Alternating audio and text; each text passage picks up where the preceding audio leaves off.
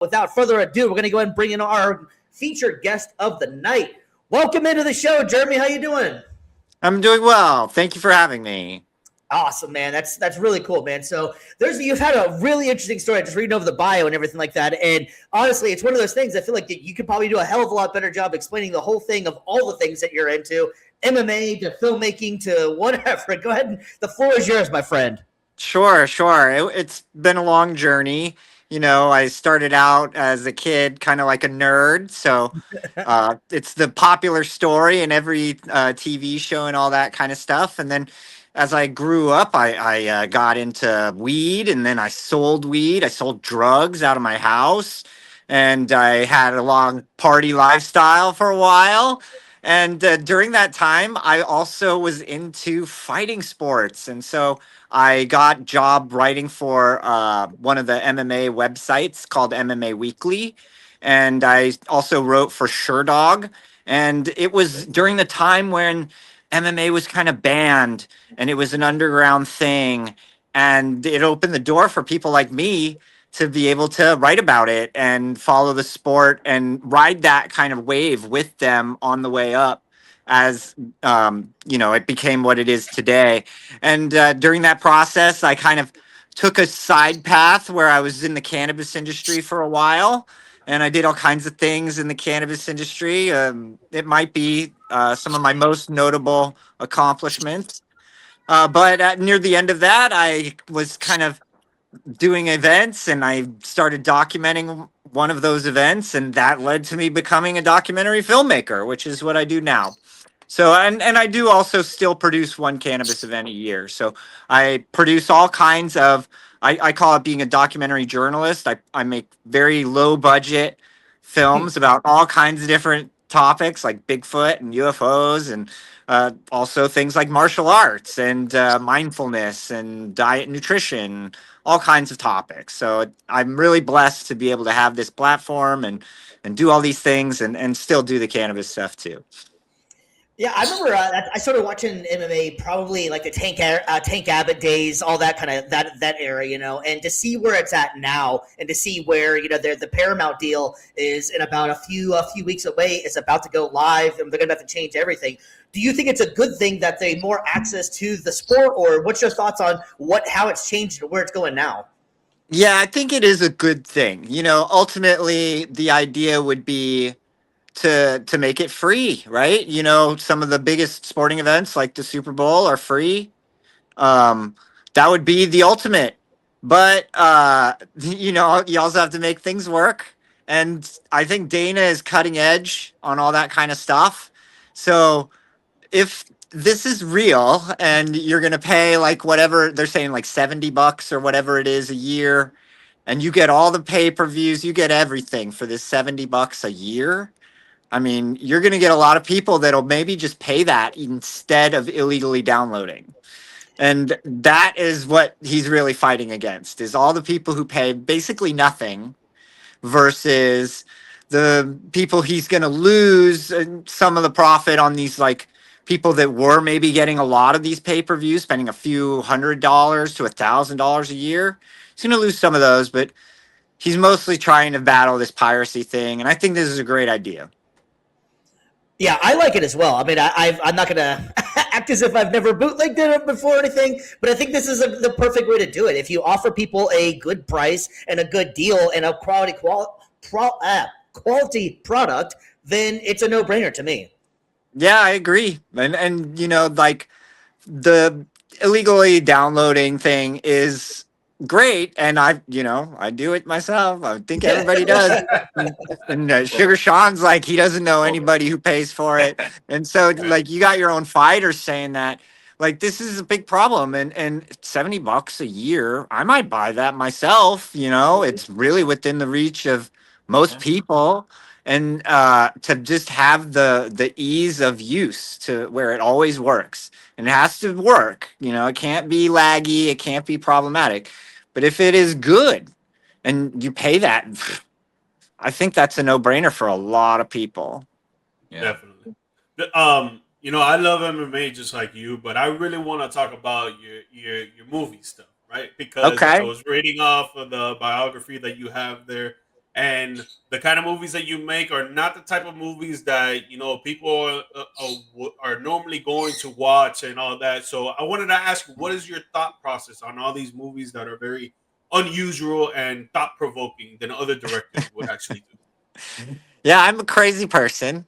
And so I'm into all of this stuff. Like, genuinely, I can't think of anything that I've done that I wasn't into. I mean, I guess I'm slightly not into astrology, but even that I find interesting. So I'm just like, I sold weed and I did all kinds of partying and I watched all those shows like Monster Hunters and Ancient Aliens. And I developed these like weird tastes for the obscure things in life. And then, of course, I grew up being one of those kids that like was, ostracized for liking all the weird things. I liked anime when I was little. Nobody liked anime when I was a kid. And so there's all these things that I did that kind of made me an outcast, but I loved them. And now it's popular. It's crazy to see how full circle so many of the things that I loved have become. But I've still held on to all those little fascinations about all these things, and I've done a lot in my life, and the thing that I find the most interesting are these bizarre topics. I'm really fascinated about what happens when we die. I'm really do. fascinated about like abilities that maybe we've lost as humans and all these kind of mysteries of life. So this allows me to kind of have an adult education. It's really a blessing where I get hands-on time with some of these people that you would have to pay a lot of money to be able to sit with and talk to. And I'm just, able to line up interviews and ask them anything I want for a couple hours. It's a really cool thing. Nice. I was gonna say, well, like again, just like everybody else, just kind of scrolling across the bio too. Just I'm gonna hop back to the MMA scene just a little bit. Obviously, you're big passionate about fighting the sport around it, but also too like being able to be involved in the sport as well, not just being a casual observer from the sidelines, but being able to actually train in it, and not just train at some local gym, but be able to go 10th Planet Jiu Jitsu, and that's Yeah. places that have housed Joe Rogan, Tony Ferguson, some big names there.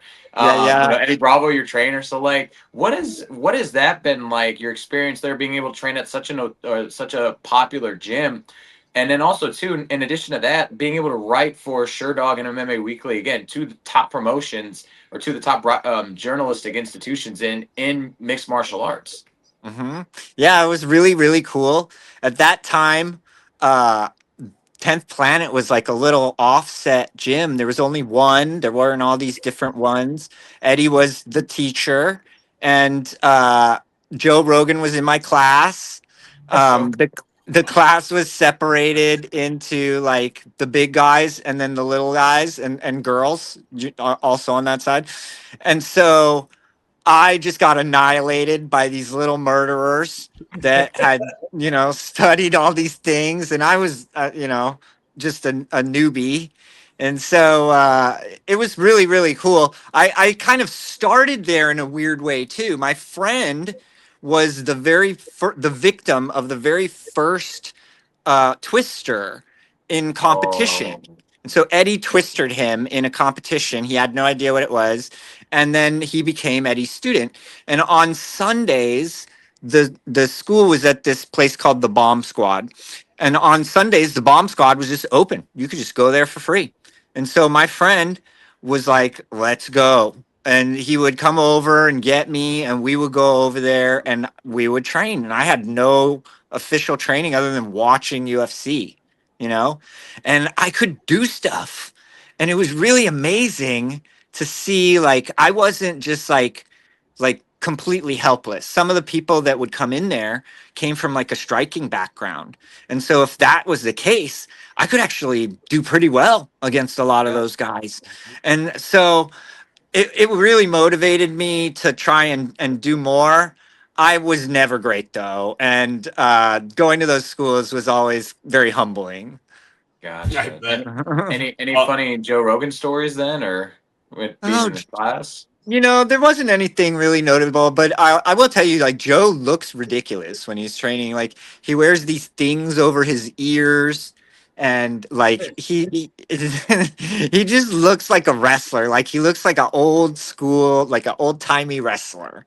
And I mean, my friend used to roll with him. They would have wars, and it was really cool to see that. He was good, and Yeah. everybody there was like kind of uniquely talented. You had to.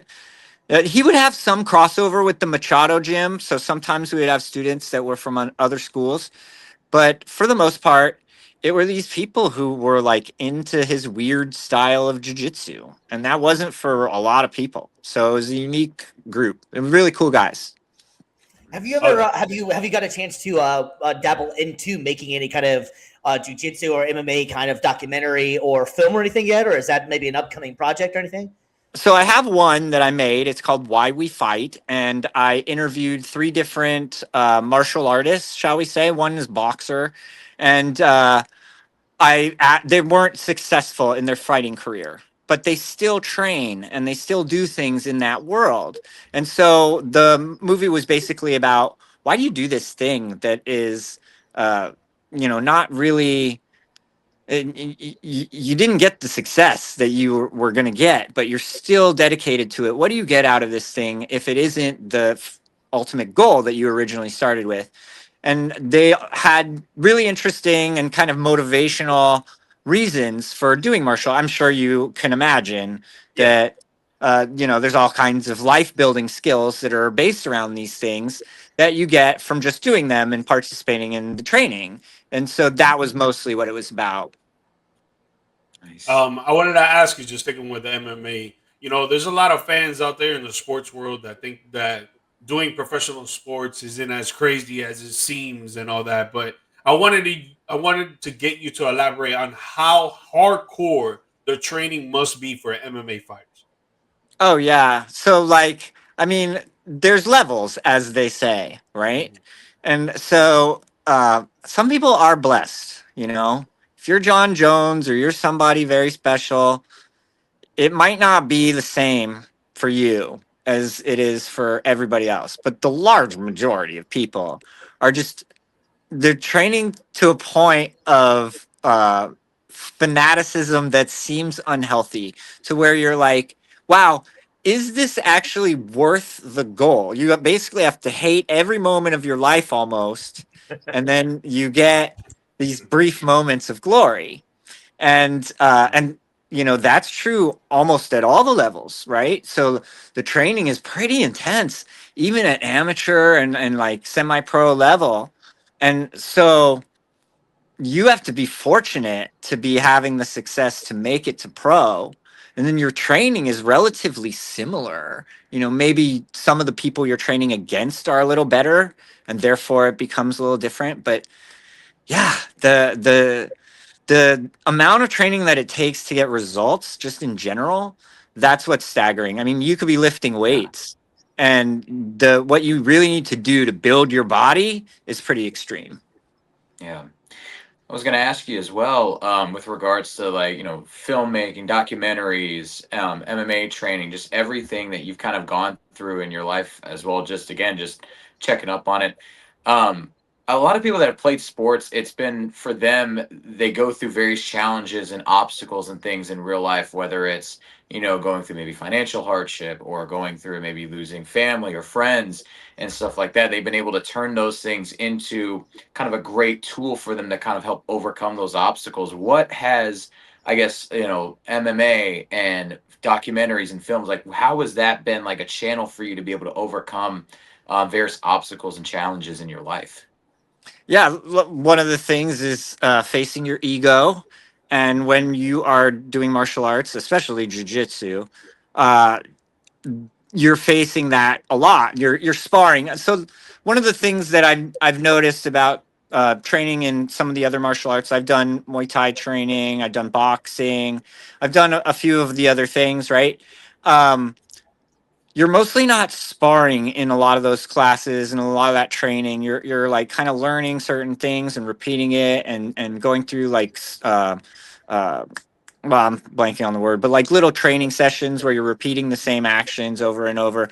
And uh in jiu-jitsu, you're kind of sparring the whole time. Like even in learning, you need somebody that you're learning with. And so in that sense, you're tapping a lot and you're kind of learning where your limits are in a lot of ways. And I trained with girls and I had to tap out to girls, you know? A Yeah. lot of this stuff is for some guys not super easy to do and you're facing like a lot of those things head on all the time.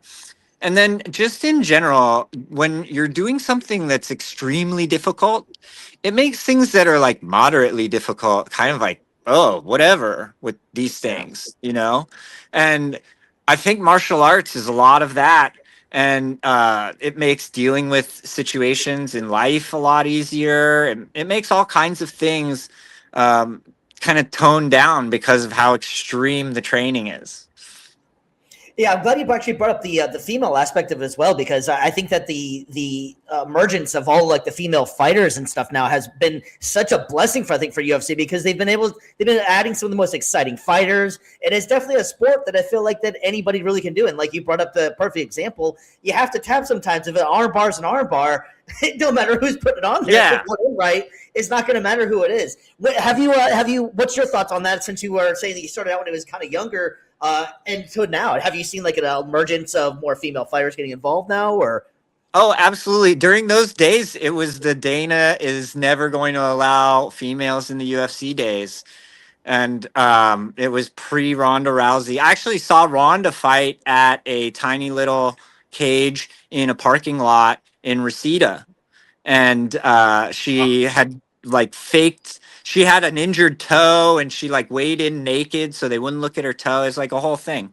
And I think the female fighters is great, but sometimes they steal the show. I remember the days of Gina Carano, and she was amazing to watch. And training with the girls, I'd like when you're doing a drill with a girl, and you know the goal is to teach her where that submission is, right? So I'm the crash test dummy, and you know let her put that triangle on me or whatever it is until I'm tapping and be real about it, because the goal here is the same. You know, you're trying to be more efficient at this stuff, and it doesn't matter who's trying to do it. You're trying to help each other. We're all on the same team. Yeah. Yeah.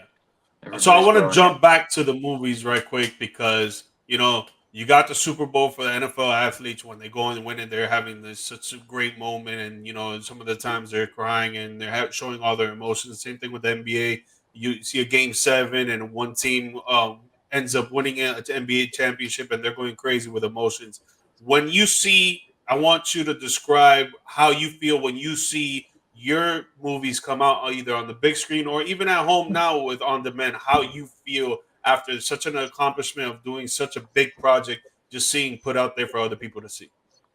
So the big one is we have had a few of them screened on in the theater, and that for me is a really cool moment. I still go to the movie theater all the time. Same. So for me, it's surreal to see something that I made on the big screen like that. And I've been in a couple of the ones that were screened like that. I'm not in almost any of my movies, but seeing myself like that is like surreal. So it's absolutely what you would imagine. It's like this pride, this like feeling of accomplishment. Um, there's levels to that too, you know. I'm still at a very low level of where that is. They're not screening my movies in the AMC with like all the major motion pictures or anything like that. So that would be a whole nother accomplishment. And, you know, maybe that'll happen someday. It is more likely that they would go on somewhere like Netflix or something like that, and that would be a big deal for me too. The biggest place my movies are available currently is Amazon. Nice. So Very that's a big nice. accomplishment, but Yeah. You know, for me, Netflix or HBO would be the ultimate. I love it. I love Yeah. Yeah, yeah, it. that's awesome, man. Either way, I can't say I can do that. Yeah, facts. And the last one for me, just a basic generic answer, but I want to know because I feel like as sports fans, we all want to know who our favorite is. Do you have any MMA fighters right now that are your favorites? One, two, three, however many you want. Oh man, whenever I get put on the spot, I can never remember. Um, the the one that comes to mind, I just love seeing a good fight. So there's certain guys, you know, they're gonna always put on a good fight. Justin Gaethje, I mean, Hmm. every fighter's favorite fighter, right? There's guys like that. I even like Michael Chandler. You know, when you're fighting and you're just throwing down like that, that's what I'm looking for.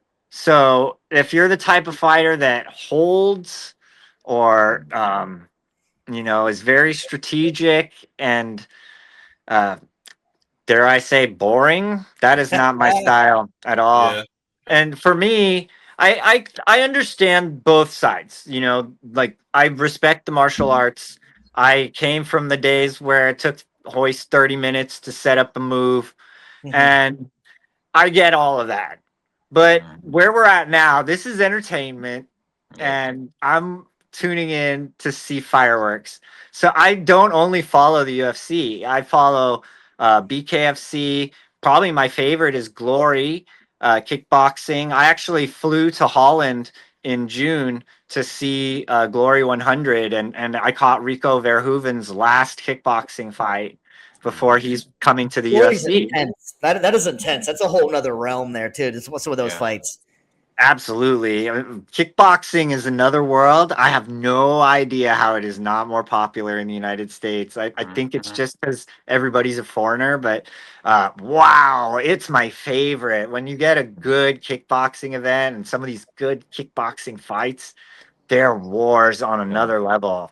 Mirko Check it Krokop out. in kickboxing, that dude was a stud. Left foot hospital, right foot cemetery. Like, oh my goodness. Yes. Love that dude. Mirko was my favorite at that time. I loved Fedor, but I Mhm. was a Mirko fan.